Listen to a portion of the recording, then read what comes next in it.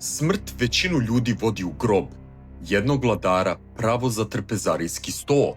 Godina je 811. Vizantijski car Ničifor I kreće u rat protiv Bugara.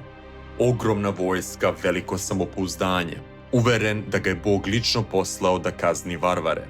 Na drugoj strani Krum, bugarski kagan koji ne juri u bitku, već strpljivo čeka grešku jačeg neprijatelja.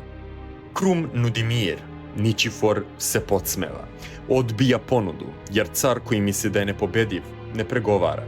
Vizantinci pale Plisku, bugarsku prestonicu. Slavlje traje kratko. Na povratku ka Konstantinopolju ulaze u klisuru kod Vrbice. Uski prolaz strme litice. I onda šok. Izlaz je zatvoren. Drvene zapreke, balvani blokiraju put. Nema bežanja. I tada bitka počinje. Bugari napadaju sa svih strana. Panika, haos. Vizantinci gaze jedni druge. Konji se sudaraju. Klisura odzvanja grčkim krikom Exodos ukestin! Nema izlaza. Jedan od najvećih vizantijskih poraza upravo se dešava. Ničifor, car Romeja, gine na licu mesta. Ali priča se tu ne završava. Hroničar Teofan Ispovednik piše: Krum naređuje da se careva glava odseče.